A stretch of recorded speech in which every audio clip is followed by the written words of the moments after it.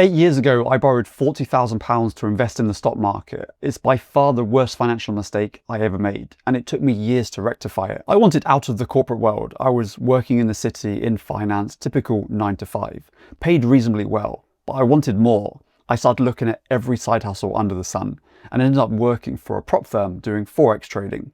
It actually started off reasonably well, and through that I got access to an algorithm that traded the pound against the dollar. Fully automated, ran on a VPS, I only needed to monitor it. And that was the biggest thing I struggled with when I was trying to trade manually. Doing my normal job and spending the hours necessary to actually be a profitable trader just wasn't realistic. The algorithm took that problem away. It was profitable too. I was getting around 3 to 5% per month consistently, which, when I think about it, is an absolutely insane return, even if at the time it didn't feel like it. But the problem was, even at that level of return, I just didn't have enough money to earn an income from it. I was getting more and more frustrated at work while knowing I potentially had the system, just not the capital in order to leave the job. That's what led me down the path of looking for loans. I essentially wanted to turn it into a leveraged investment. This was 2018, still when interest rates were very low, nothing like they are now. So rates were around 3.5% for personal loans. I took a loan out for £15,000, put it straight into the algorithm, and I could still afford the repayments at about £400 a month. At 5% per month, that's about £750, enough to pay back the loan, but not enough to live off. But it worked. And so I did this for a few months, continuing to grow in confidence. It honestly felt like I had a golden ticket. I became so naive to the risks I was taking. So I took another loan out, £25,000 this time at around 4% interest. That now took my monthly repayments up to about £900 a month. The algorithm profits could in theory cover the repayments, but I wanted to grow the account as quickly as possible by reinvesting the winnings. So I tried to pay back the loans from my salary as much as I could. Essentially, instead of saving and investing, I was just paying back the loans. It was all working out reasonably well. And then as we went into 2019, there was an increasing uncertainty around Brexit negotiations. There was loads of talk about a potential no-deal Brexit and the negative consequences that would bring. And the pound started to fall.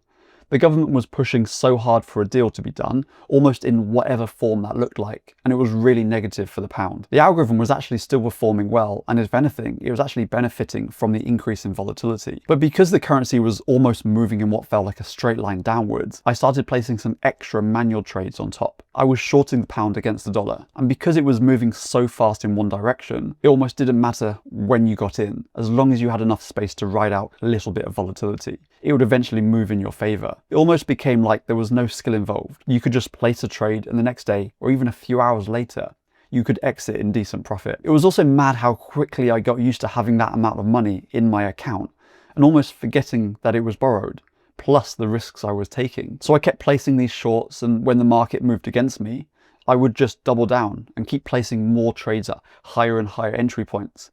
When the market eventually moved in my favor, the win was much bigger because I had a lot more exposure than the initial trade and at a better entry point. One month I made over 10k doing this on just a 40k account. There was even one night I placed a trade just before going to bed. Probably the worst time you could do it because you can't monitor it. But I woke up in the morning and I'd made £1,500 overnight. It was an absolutely insane time. It totally went to my head. I was truly wrapped up in what felt like a money printer. Living in London and working in the city, there's so much opportunity to spend money. You're also around people who generally also have a lot of money, and it's just so easy to spend it. Part of it was trying to fit in, part of it was wanting to feel like I had my shit together. The lifestyle inflation was just constantly creeping up. Then the inevitable point came. This strategy was very much all or nothing. I didn't really have any set rules, so if a trade went against me, I would just see that as a better opportunity to place more shorts. You can end up running quite big deficits while still feeling completely comfortable, because you're confident it's going to move back in your direction. But all you're doing is adding more and more exposure. So when the market does move against you, it's going to move against you faster and faster until eventually you get margin called. That's where essentially the broker has to sell your positions because you can't afford to keep up with the rate at which it's going against you. The Brexit no-deal situation was averted for the time being, and so the pound started to recover. By this point, I was down something like £15,000 to £20,000. At that point, you've got a decision to make. You can cut your losses, and in hindsight, that seems like the obvious thing to do. But in that moment, trying to crystallize nearly £20,000 worth of losses with the click of a button is so difficult to do. In the back of your mind, you're thinking, there's still a chance it might come back.